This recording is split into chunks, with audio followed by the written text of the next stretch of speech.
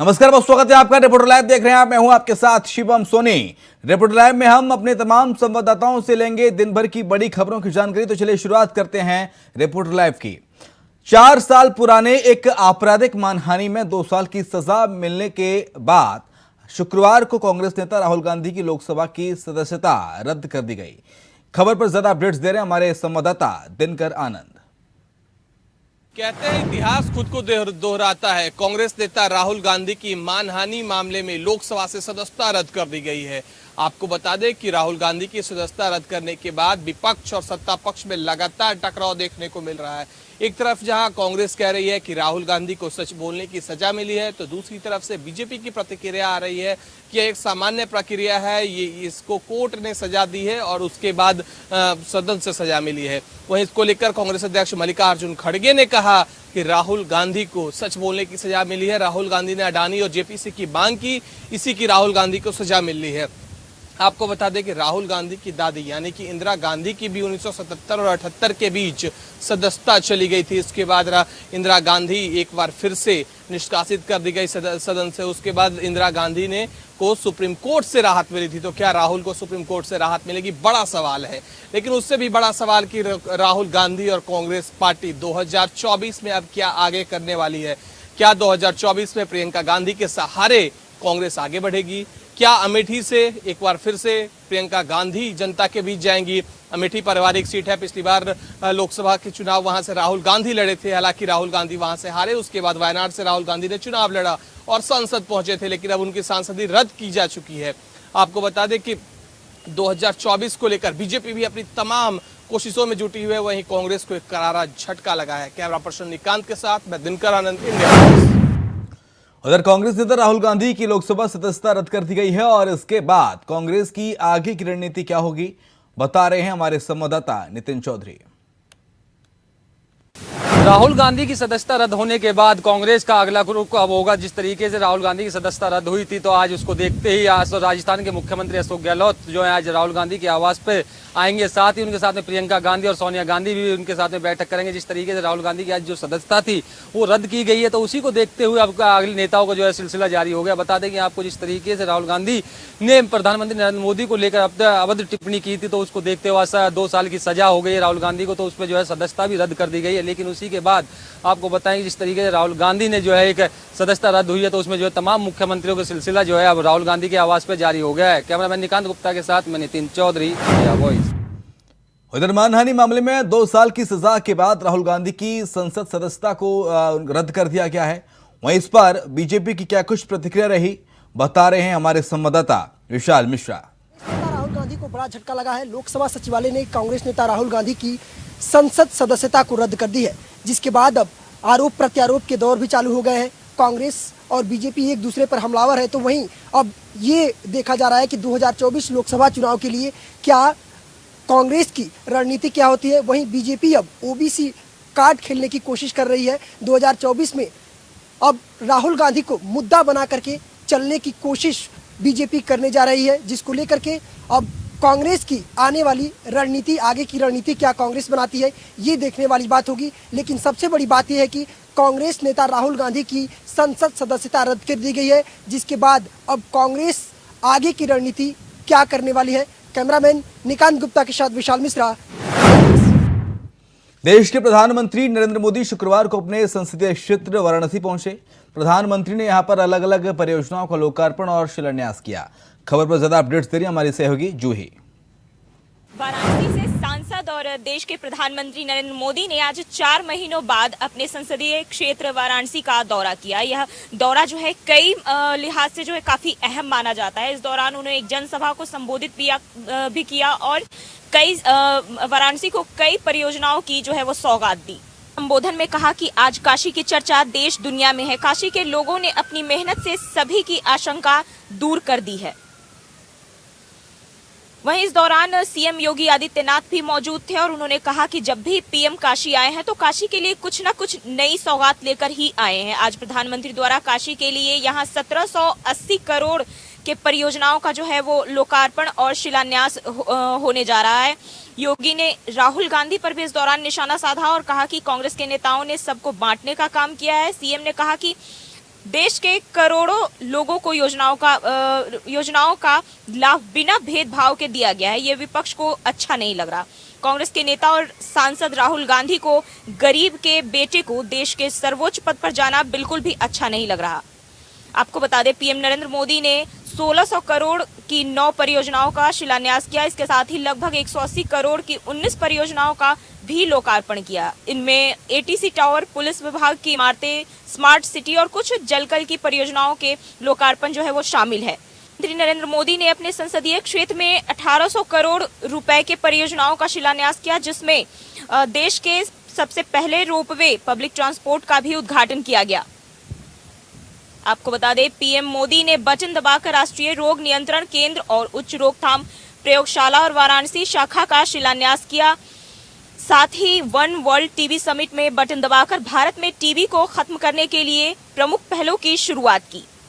आपको बता दें कि इस दौरान प्रधानमंत्री ने वाराणसी में रुद्राक्ष कन्वेंशन का निरीक्षण किया, जहां उनके साथ राज्य के मुख्यमंत्री योगी आदित्यनाथ और राज्यपाल आनंदीबेन पटेल भी मौजूद थी। कैमरामैन निकांत गुप्ता के साथ मैं जूही, इंडिया वॉइस। उत्तर प्रदेश के मुख्यमंत्री योगी आदित्यनाथ ने शुक्रवार को कांग्रेस के पूर्व अध्यक्ष राहुल गांधी पर निशाना साधा। सीएम योगी ने क्या कुछ कहा, बता रही हैं हमारी सहयोगी दीक्षा चौधरी। इसके लिए खत्म होने का नाम नहीं ले रही हैं। राहुल गांधी की लोकसभा की सदस्यता रद्द कर दी गई है। वहीं सीएम योगी आदित्यनाथ ने कांग्रेस पर जवाबी हमला बोला है। उन्होंने कहा है कि लोग विदेश में जाकर देश को बदनाम करते हैं, लेकिन इस पर सीएम योगी आदित्यनाथ ने राहुल गांधी का बिना नाम लिए ये कांग्रेस पर निशाना साधा था। साथ ही उन्होंने कहा कि भारत एक लोकतांत्रिक देश है, इसमें सभी के धर्मों का ध्यान रखना चाहिए। साथ ही उन्होंने कहा कि लोग यूपी में आकर यहाँ की फैसिलिटी उठाते हैं, लेकिन विदेश में जाकर देश का नाम बर्बाद करते हैं, देश का नाम बदनाम करते हैं। कैमरामैन निकांत गुप्ता के साथ दीक्षा चौधरी, इंडिया वॉइस। उधर बुलंदशहर में लगातार बढ़ते भूकंप के खतरे को लेकर एनडीआरएफ की ओर से जिला अस्पताल में मॉक ड्रिल कराया गया। खबर पर ज्यादा जानकारी दे रहे हैं हमारे सहयोगी वरुण शर्मा। यूपी के बुलंदशहर में जिला अस्पताल में भूकंप आने के बाद किस तरीके से हम लोग बचाव कर सकते हैं, एनडीएफ और यूपी पुलिस द्वारा मॉक ड्रिल किया गया है। आपको बता दूं, बुलंदशहर के बाबू बनारसी दास जिला अस्पताल में आज एनडीएफ और यूपी पुलिस द्वारा मॉक ड्रिल किया गया है कि किस तरीके से अगर भूकंप आ जाता है और कुछ लोग घायल हो जाते हैं तो वहां पर किस तरीके से इंतजाम किए जाएं, कैसे उन लोगों को शिफ्ट किया जाए। भूकंप आने के बाद यूपी पुलिस की जो डायल 112 पुलिस है वो लोगों को जागरूक करती हुई नज़र आ रही है कि भूकंप आ गया है, आप लोग बाहर आ जाएं, क्योंकि हाल ही में कई बार भूकंप आए हैं जिसको लेकर पुलिस प्रशासन सख्त है। तो वहीं जिला अस्पताल में आज एनडीएफ द्वारा मॉक ड्रिल किया गया है। जिला अस्पताल प्रभारी ने जानकारी देते हुए बताया है कि जिला अस्पताल में मॉक ड्रिल किया गया है कि अगर कोई भी पेशेंट या कोई भी बीमारी के चलते ज़्यादा मरीज आते हैं तो किस तरीके से उन लोगों को शिफ्ट किया जाए। Varun Sharma, India voice, Bulandshahr. Bareilly junction के प्लेटफॉर्म नंबर 2 पर सारस घायल अवस्था में मिला है। क्या है पूरा मामला, बता रहे हमारे सहयोगी सन्नी गोस्वामी। बरेली जंक्शन से एक मामला सामने आया है। आपको बता दें, बरेली जंक्शन पे प्लेटफॉर्म नंबर 2 पर एक सारस पड़ा हुआ है। आपको बता दें, कल रात देर रात का मामला है जब ये सारस वहाँ पे घायल हो गया था। बताया जा रहा है कि कोई ट्रेन वहाँ से क्रॉस हुई थी जिसकी चपेट में एक सारस आ गया है और वो सारस काफ़ी घायल था, जिसके बाद में वो उड़ते उड़ते प्लेटफॉर्म नंबर 2 पर पहुँच गया। जैसे ही आनंद फानंद में रेलवे कर्मचारियों को और अधिकारियों को पता चलता है तो पूरा जमावड़ा हो जाता है। सब सारस को देखते हैं और उस घायल सारस वहाँ पर पड़ा होता है, उड़ने की कोशिश करता है लेकिन उड़ नहीं पाता है। वहीं दूसरी तरफ वहाँ पर जब सूचना IVRI को दी जाती है, IVRI के कुछ कर्मचारी और अधिकारी आते हैं, डॉक्टर आते हैं, वो सारस के लिए इलाज के लिए वो IVRI ले गए जहाँ उसका इस समय इलाज चल रहा है। आपको बता दें, ये सारस जो बरेली में आया है, जो इसका घायल हुआ है, एक सारस अभी जो यूपी की राजनीति है वो भी सारस पे गरमाई हुई है। आपको बता दें, अमेठी जिले में एक सारस है जिसकी दोस्ती एक आदमी से हो जाती है, वो भी घायल सारस था, लेकिन एक आदमी है जो आमिर नाम का था, वो उसको पालता है, उसको चोट की दवा करवाता है, सब कुछ करवाता है। उसके बाद में अमेठी में वहाँ पे अखिलेश यादव पहुँचते हैं, सारस को देखने पहुँचते हैं। वहीं वन विभाग की टीम वहाँ वहाँ से सारस को ले जाती है। अब ये दूसरा मामला जो बरेली से सामने आया है, ये भी घायल सारस है, ये भी जंक्शन पर पड़ा था, करहा रहा था, और उसके बाद में जब इसको IVRI भेजा है इलाज के लिए। आपको बता दें इस समय वैसे भी यूपी की राजनीति है जो वही सारस से गरमाई हुई है, और ये दूसरा मामला जो बरेली में एक घायल सारस का सामने आया है। लेकिन ये बताया जा रहा है इस समय उस सारस का इलाज कराया जा रहा है, IVRI में कराया जा रहा है। कैमरामैन नंदकिशोर के साथ मैं सनी गोस्वामी, इंडिया वाइज। तो ट्रेन की चपेट में सारस आया, घायल हुआ, लेकिन उसका इलाज अस्पताल में किया जा रहा है। ये राहत की हालांकि बात है। अगली खबर का रुख कर लेते हैं। उत्तर प्रदेश के बरेली से इंटर रिलीजन मैरिज का एक मामला सामने आया है। खबर पर ज्यादा अपडेट्स दे रहे हैं हमारे सहयोगी सनी गोस्वामी। बरेली में एक धर्मांतरण का मामला सामने आया है। आपको बता दें एक प्रेमी युगल ने आपस में शादी कर ली है, और आपको बताएं जो प्रेमिका है वो दूसरे धर्म की है, मुस्लिम धर्म की है, और जो लड़का है वो हिंदू धर्म का है। इन्होंने शादी कर लिया, आपस में धर्मांतरण का मामला आया है यहाँ पे सामने। आपको बता दें मंदिर में शादी करी गई है, हिंदू रीति रिवाज के हिसाब से शादी की गई है।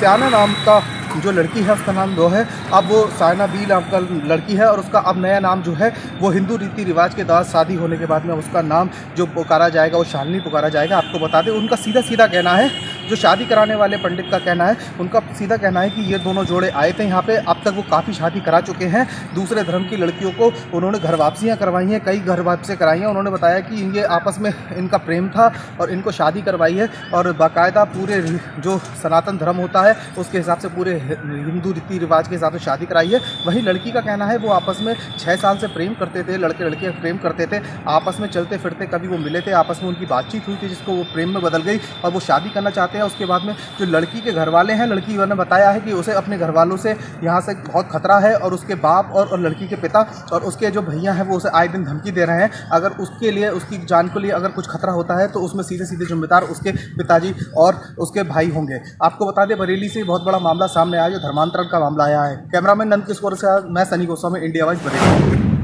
उधर फर्रुखाबाद में दिन दहाड़े बदमाशों ने घर में घुसकर महिला की निर्मम हत्या कर दी। क्या है पूरा मामला, बता रहे हमारे संवाददाता आदेश यादव। उस समय हड़कंप मच गया। एक वृद्ध महिला जो है घर में अकेली थी और अकेले रह के अपना खाना पीना बना रही थी। इसी समय जो है बदमाशों ने घर में घुसकर एक महिला की सर कुचल कर हत्या कर दी। जिस तरीके से हत्या की है उस तरीके से मोहल्ले वहाँ जो है हड़कंप मच गया, और जो है बदमाश जो है रात में महिला की हत्या कर एकदम फरार हो गए। सूचना मिलती ही मौके पर पहुंचे SP अशोक कुमार मीणा के थानों का फोर्स ने जो है महिला के सबको कब्जे में लेकर पोस्टमार्टम के लिए भेज दिया है। अब जो है मामले की पुलिस जांच कर रही है। जिस तरीके से आपको बता दें लगातार जो है बदमाशों के हौसले बुलंद हैं। मामला जो है बताया जा रहा है कि पुरानी रंजिश को लेकर किसी बात को लेकर विवाद हुआ था। विवाद में पुलिस ने जो है ठोस कार्रवाई नहीं की थी। इसी तरीके से बदमाशों के हौसले बुलंद थे और बदमाशों ने जो है एक महिला को सर कुचल कर जिस तरीके से हत्या की है, निर्मम हत्या से इलाके में सनसनी फैल गई है। और सूचना मिलने के बाद मौके पर पहुंची पुलिस जो है मामले की जांच में जुटी है। मामला जो है कोतवाली फर्रुखाबाद क्षेत्र के जो है बिलावल का बताया जा रहा है। फर्रुखाबाद से इंडिया वाइज के लिए आदेश। उधर फिरोजाबाद में पुलिस को बड़ी कामयाबी हाथ लगी है। क्या है पूरा मामला, बता रहे हमारे सहयोगी। पुलिस ने 2 शातिर आरोपियों को किया गिरफ्तार, भेजा जेल। आपको बता दें फिरोजाबाद के शिकोहाबाद पुलिस ने चेकिंग के दौरान 2 शातिर अपराधियों को गिरफ्तार किया है, जिनके कब्जे से 2 तमंचा, 2 जिंदा कारतूस, 1 मोटरसाइकिल पुलिस ने की बरामद। बात की जाए बहरौल के निवासी हैं दोनों ही आरोपी। काफी लंबे समय से कई घटनाओं में देते थे अंजाम। लूट हत्या जैसे मामले पहले से दर्ज है। पुलिस ने दोनों आरोपियों को पूछताछ के बाद भेजा जेल। शिकोहाबाद पुलिस को मिली कामयाबी। फिरोजाबाद से इंडिया वॉइस के लिए अतुल कुमार। उधर गोरखपुर में पति पत्नी के आपसी विवाद के चलते पत्नी ने आत्महत्या कर ली। खबर पर ज्यादा अपडेट्स दे रहे हैं हमारे संवाददाता आदित्य नारायण। गोरखपुर में एक दर्दनाक मामला सामने आया है। एक युवती ने अपने बच्चों से अपने आप को आग लगा ली है। मैं आपको बताना चाहूँगा, निर्मला देवी नामक युवती, जिसके 3 बच्चे थे, वह पारिवारिक कलह अपने पति से झगड़ा करने के बाद अपने आप को कमरे में बंद करके मिट्टी का तेल डाल के अपने ऊपर और अपने बच्चों पर आग लगाई। इस बीच 2 बच्चे वहाँ से किसी प्रकार भाग निकले, परंतु एक बच्ची और महिला आग की चपेट में आ गई। जब तक आसपास के लोग उसे बचाने के लिए जाते, तब तक महिला की मौत हो चुकी थी। महिला से बच्ची की भी मौत हो गई। पुलिस मौके पर जब पहुंची तो उन्हें हॉस्पिटल ले गई, जहां महिला और उसकी बच्ची को मृतक घोषित कर दिया गया। 19 वर्ष पहले श्रीकांत सिंह नामक व्यक्ति से उस महिला की शादी हुई थी। पारिवारिक कलह के कारण उस महिला ने अपने और अपने बच्चों के संग आग लगाई। महिला के पिता देवनारायण ने अपने दामाद श्रीकांत सिंह पर मुकदमा लिखने की तहरीर दी है। पुलिस छानबीन में जुटी हुई है और मैं आपको बताना चाहूँगा कि पुलिस द्वारा मुकदमा लिखने की कार्रवाई भी चल रही है। Aditya Narayan, India voice, Gorakhpur. उधर हमीरपुर नेशनल हाईवे 34 पर तेज रफ्तार का कहर देखने को मिला है। क्या है पूरा मामला, बता रहे हैं हमारे संवाददाता रुपेश गुप्ता। NH 34 पर एक हादसा हुआ जिस पर पावर प्लांट से 2 मजदूर हमीरपुर की ओर लौट रहे थे।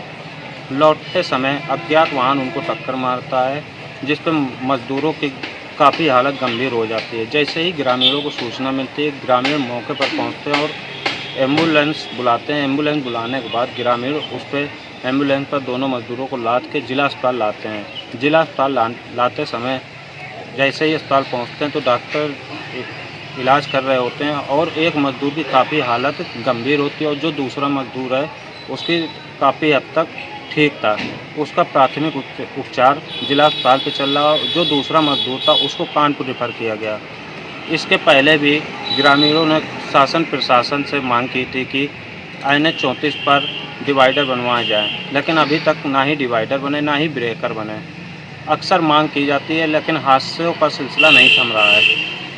देखने वाली बात ये होगी कब शासन प्रशासन इस पर गंभीरता लेता है, कब डिवाइडर बनेंगे, कभी हादसे का सिलसिला थमेगा। इंडिया वॉइस से रुपेश गुप्ता, हमीरपुर। और अलीगढ़ में एक बार फिर से तेज रफ्तार का कहर देखने को मिला है। क्या है पूरा मामला, बता रहे हमारे संवाददाता प्रदीप पुंडेर। अलीगढ़ में एक बार फिर देखने को मिला रफ्तार का कहर। पूरा मामला थाना क्वारसी क्षेत्र के निशात बाग का है, जहां पर 2 युवक स्कूटी से जा रहे थे कि तभी अचानक से ट्रक की चपेट में आ गए और उनमें से एक की दर्दनाक मौत हो गई। आपको बता दें कि पूरी घटना थाना क्वारसी के निशात बाग की है, जहां पर 2 युवक जो आपस में भाई बताए जा रहे हैं, एक स्कूटी पर सवार होकर अलीगढ़ की तरफ आ रहे थे कि तभी अचानक से एक कैंटर की चपेट में आ गए और बुरी तरह टायरों में फंस गए। वहीं ट्रक चालक ने जब ये देखा तो वह आगे ट्रक को लेकर चल दिया, लेकिन भीड़ ने उसे पकड़ लिया और जमकर धुनाई की। जैसे ही वहाँ ट्रक के नीचे से दोनों को निकाला गया तो उनमें से एक की मौके पर मौत हो गई, तो वहीं दूसरा गंभीर रूप से घायल था, जिसको उपचार के लिए पुलिस ने मेडिकल कॉलेज रेफर कर दिया। वहीं पुलिस ने इस घटना की पूरी खबर लेते हुए इस जो ट्रक चालक है उसको गिरफ्तार कर लिया है, तो वहीं जो दूसरा घायल है उसको उपचार के लिए मेडिकल भेज दिया है और जिसकी मौत हो गई है युवक की उसको पोस्टमार्टम के लिए पंच भेज दिया गया है।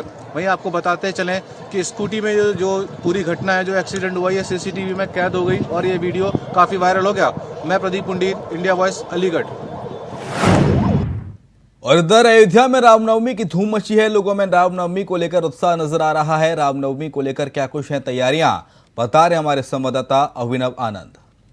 में चैत्र रामनवमी मेले को लेकर तैयारियां जोरों शोरों पर हैं। बताते चलें कि इस बार का जो चैत्र रामनवमी मेला है बेहद ही खास माना जा रहा है, क्योंकि इस बार लगभग लाखों की संख्या में श्रद्धालु जो यहाँ पर अयोध्या आएंगे उसके बाद भगवान राम के जन्मोत्सव को भी मनाएंगे और कहीं ना कहीं जो अयोध्या में बन रहे भव्य दिव्य मंदिर जो भगवान राम का बन रहा है वहाँ का दर्शन करेंगे। ऐसे में बड़ा सवाल ये कि यहाँ पर जो श्रद्धालु आएंगे उनको खासा परेशानी ना हो, इसलिए इसका जिम्मा अयोध्या डिपो के जो इसमें मौजूद हैं बस स्टेशन अयोध्या में, अयोध्या धाम का जो बस स्टेशन है यहाँ के जो ARM है उनका साफ तौर पर कहना है कि यहाँ जाने वाले जो भी श्रद्धालु रहेंगे, लाखों की संख्या में श्रद्धालु रहेंगे, आसपास के जिलों से लगभग जो भी श्रद्धालु यहाँ पर आएंगे उनको कोई भी परेशानी न हो, इसलिए यहाँ पर लगभग 60 बसों का बेड़ा लगाया जा चुका है। बताया जाता है कि यहाँ से जो लोकल के जो जिले हैं, जैसे यहाँ पे गोंडा के हो गए, बस्ती, गोरखपुर, अम्बेडकर नगर, बाराबंकी, तमाम जिलों से लोग यहाँ पर आएंगे और उनको परेशानी न हो, इसलिए 60 बसों का बेड़ा लगाया गया है। इंडिया वॉइस के लिए अयोध्या से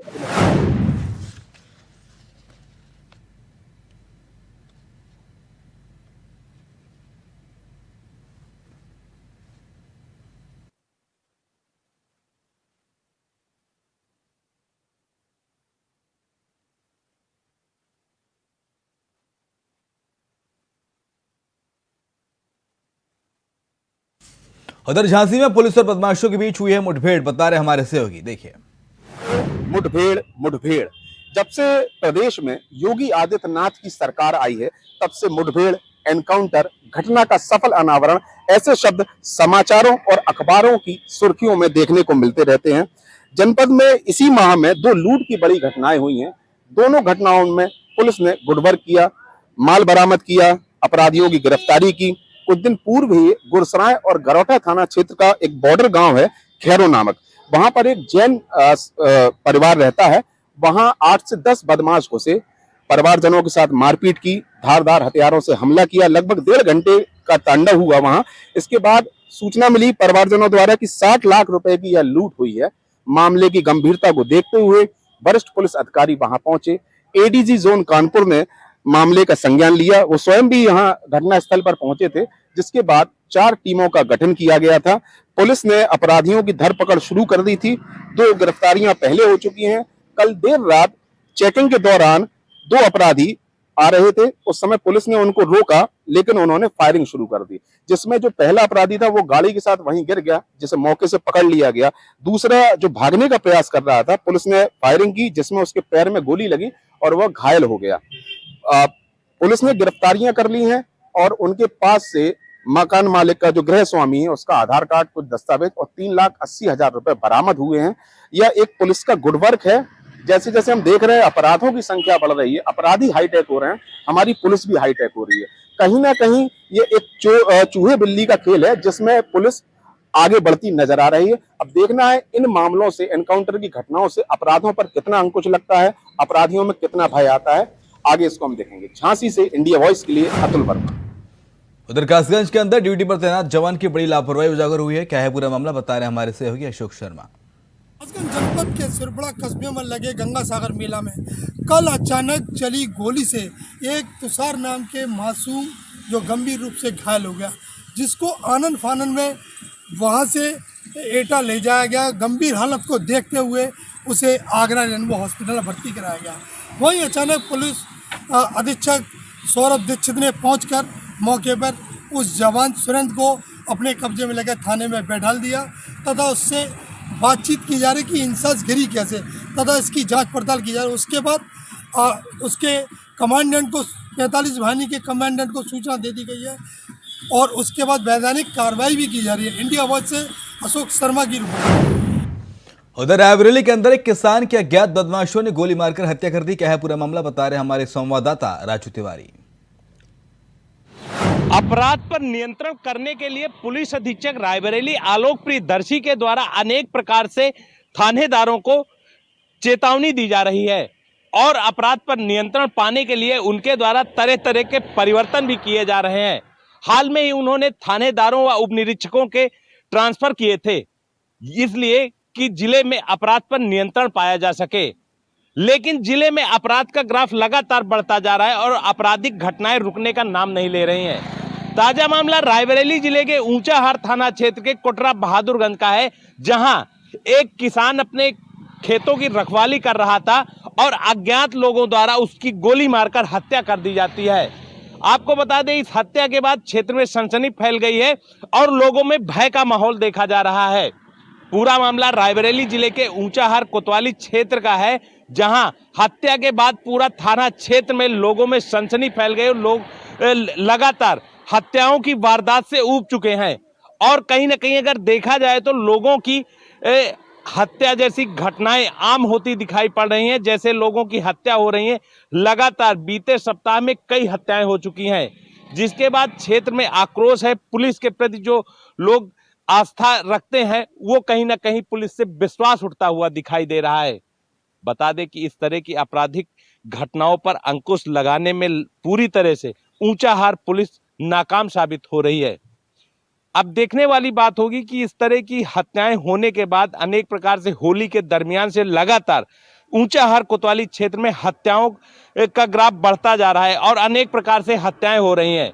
उस पर अंकुश लगाने में पूरी तरह से ऊंचाहार पुलिस नाकाम साबित हो रही है। Raju Tiwari, India voice, Raebareli.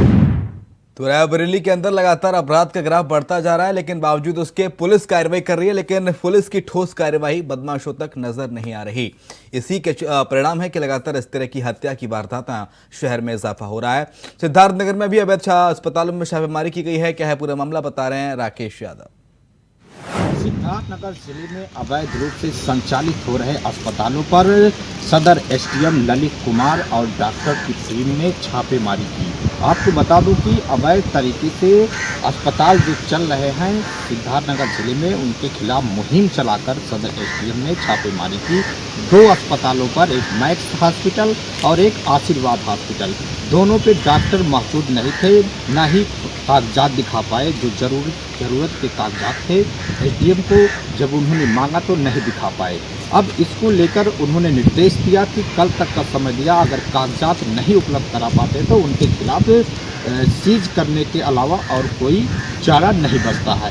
अब वहीं जिले में पूरी तरह से जिला अस्पताल और भी जो भी संबंधित हैं, जो रजिस्टर्ड हैं, उनके खिलाफ कार्रवाई नहीं होगी। जो बगैर रजिस्टर्ड है उनके खिलाफ मुहिम चलाकर ये छापेमारी की जा रही है, उनके खिलाफ कार्रवाई भी की जाएगी। वहीं आज 2 अस्पतालों पर छापेमारी की गई, जिसमें कागजात अवैध तरीके से वो चला रहे थे, न डॉक्टर मौके पे मौजूद थे, मरीज वहाँ जो है इलाज करके छोड़ दिया गया, ना उनकी देखरेख के लिए कोई मौजूद था।